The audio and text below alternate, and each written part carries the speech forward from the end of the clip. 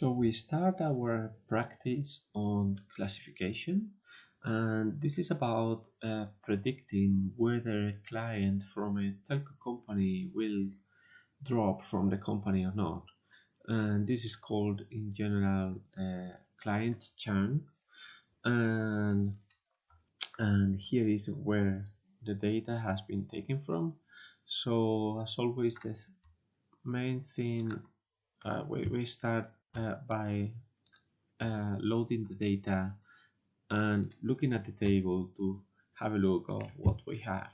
So we have 7,000 observations, and for each observation, these are clients. We have recorded what is the gender, whether they are senior citizen or not, whether they have a partner, dependents, tenure in the company, uh, tenure in the company or at work. It depends. I don't know exactly what is the meaning of this variable. Uh, uh, Whether they have with the company, whether they have phone service, uh, whether they have multiple lines, how is the internet that they have, online security. This is another service, online backup, device protection, tech support, streaming TV, streaming movies. So all these variables refer to what are the services that they have contracted with our company. Then how is the contract? So we have different choices. So month to month contract, a 1 year contract or a 2 year contract.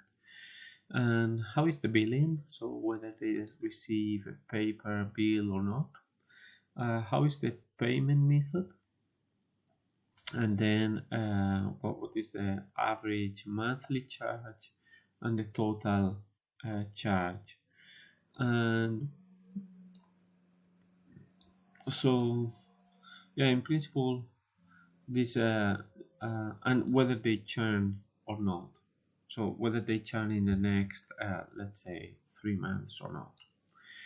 Okay, so the idea is to see if we can predict whether they will drop from the company and then try to get them back before they churn, before they take the decision. And then, as always, this is not as always. This is we are separating into training and test data.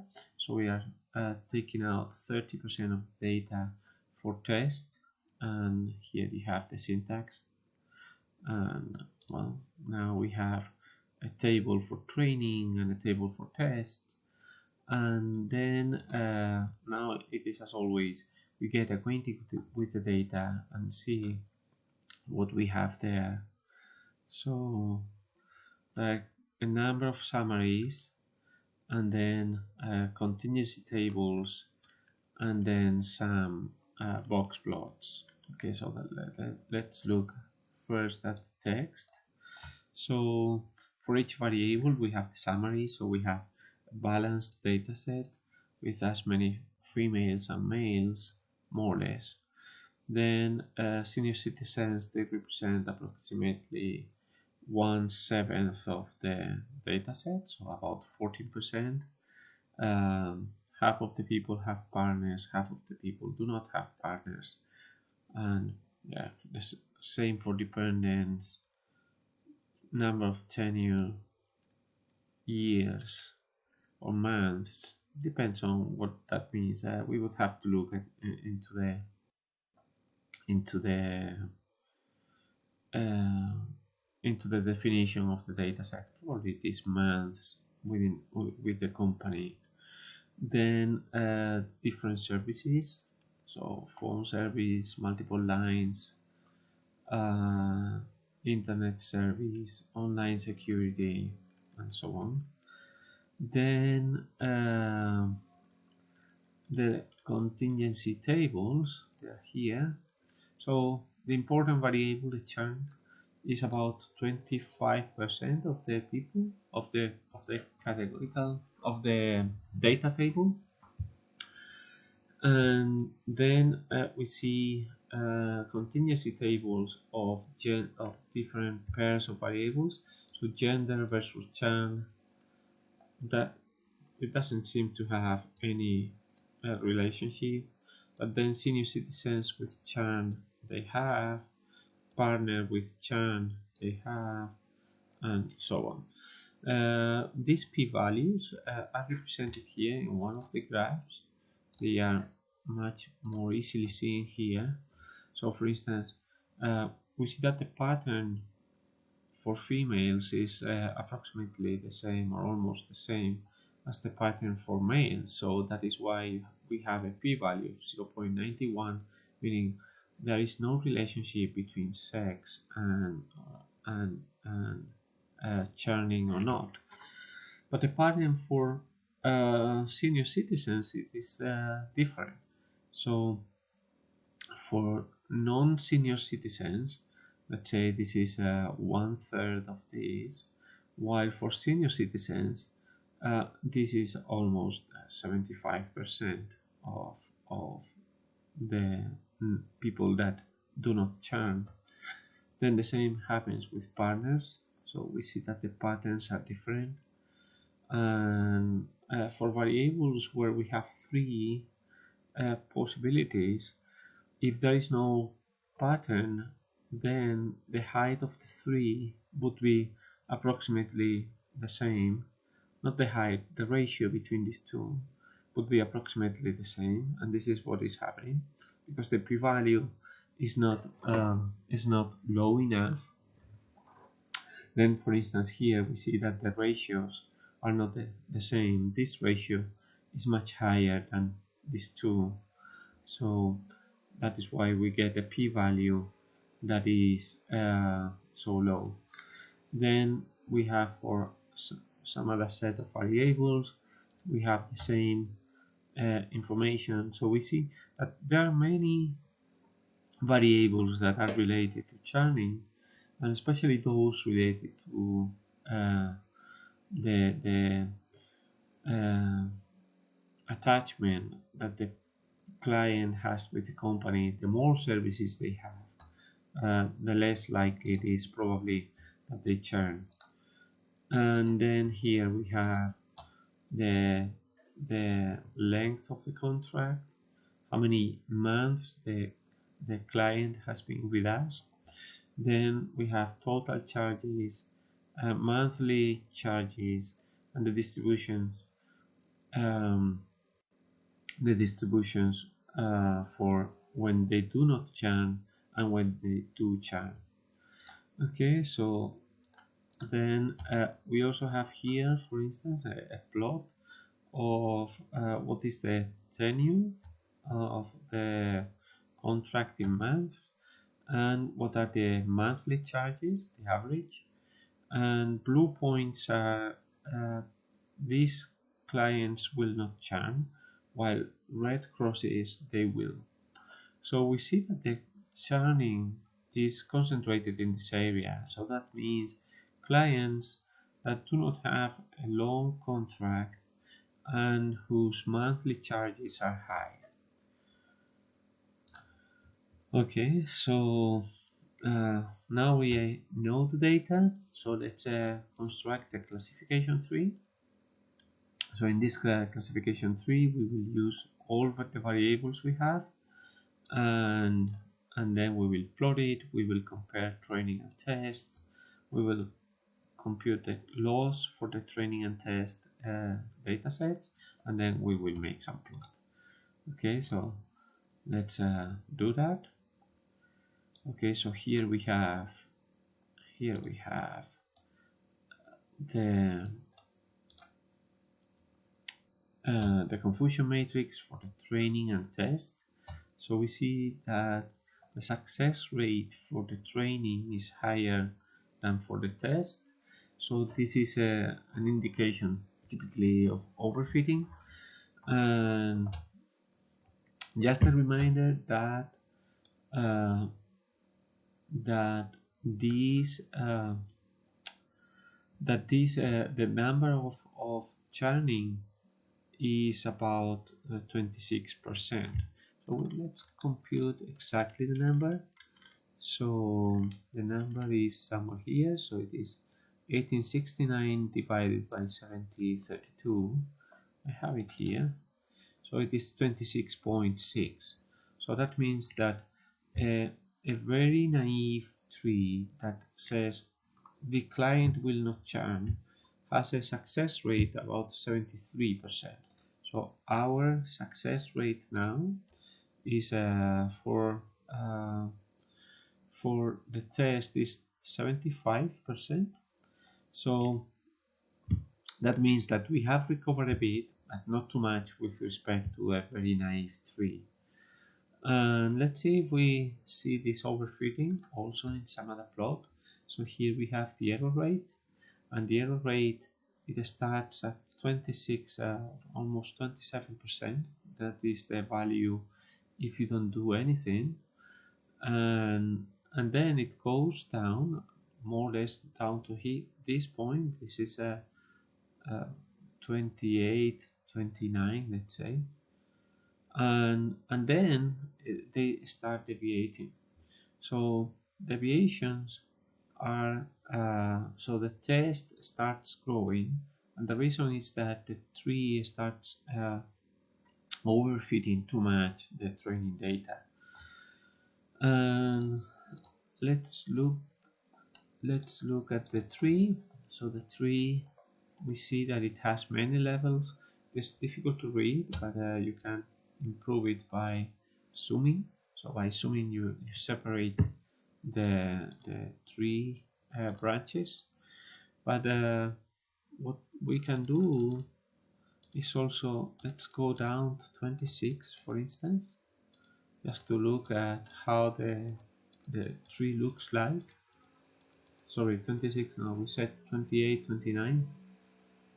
So for 28 or 29, the tree doesn't look so complicated, and probably this is the tree that better represents data. Okay, so let's say that we choose 29 as the pruning level. So now we want to compute what are the confusion matrix for this 29. So we see here training and test. Now for the test, the classification success is a little bit higher than for training. This may happen, and the important point is that they are similar. So we have gone from a churning of 26.5 to a churning of 20.9. So actually we can compute how much so it was how much sorry, this one 20.9. So we can compute what is the gain with respect to the churning. So we have recovered almost 20% or 22%, 21% of the people that would go out. Well, not recovered, but at least we have identified. And if we can recover, let's say half of them by making them some offer, then we're gaining quite a lot of money. Okay, so let's close the confusion matrices and let's look at the tree. So the tree doesn't look too complicated now, and it makes us understand the structure of our clients. So if our clients have a 1 year or 2 year contracts, normally they do not churn in the next 3 months. If they have a month-to-month contract, they may. And if they don't have internet service, then probably they will not churn. If they have a fiber optic internet service, they may, and they actually we can look for the yes. So the yes branches are clients that do not have many services. You see, they don't have online backup, they don't have device protection, so they don't have many services with us, they pay either with they do not pay through electronic check, so they pay with one of these three uh, ways, and they have internet. So they have internet, they don't pay with electronic check, and they don't have many services. The other possibility is that they pay with electronic check, but they don't have many services. So the way uh, to retain um, clients is by adding services and by moving them to a longer contract. Okay, so uh, we more or less understand now the structure of the data. Let's see if we can, for instance, for the tenure and monthly charges that are the continuous variables, let's see if we can use those two variables around to construct a useful model. So linear discriminant analysis and quadratic discriminant analysis, they cannot use categorical variables, so that is why we are using these two continuous ones. So let's run the section. So the confusion matrix, so we have confusion matrices for training and test and quadratic. So they are more or less in the same order of magnitude, so it doesn't seem that they are overfitting. So let's keep the test one, and this is the quadratic uh, discriminant analysis classification. So we may remember that most of the churning clients were in this corner of the graph, and the method has correctly identified it. And let's look now at the other two confusion matrix, this time for linear discriminant analysis. And uh, again, they look similar, so that's good. And if we compare now the test success rate for linear discriminant analysis and for quadratic discriminant analysis, this time it is a little bit higher. Doesn't mean that this difference is absolutely true, so it may happen just by chance. So just to confirm this difference, we would have to run the algorithm a few times with different subsets and then compare what is the difference in success rate, and check whether this difference is consistent or not. And the regions are like this. Probably this in this particular case, uh, linear discriminant analysis seems to be a little bit better suited than quadratic, and the reason is that when we made this plot up here, so let me see where the plot is, this one. So when we made this plot, it actually seems that the boundary is something more like a line rather than a curved surface like this one. But otherwise, the success rate with just these two variables is not so far from the success rate that we had. Let me plot again the confusion matrix. So let us go here. So run this line. So it is 20.2 the error rate. So the error rate 20 was 20.2. So it is even a little better than the one for the classification tree. So with just two variables, tenure and monthly charge, we can pretty well predict. The something bad about tenure is that it doesn't depend on you, it depends on the client. So that is why the classification tree is better in this case, because I can understand why people leave the company, and then I can try to solve it or to help it in some way. Okay, so that is all for practice, and now it is your turn.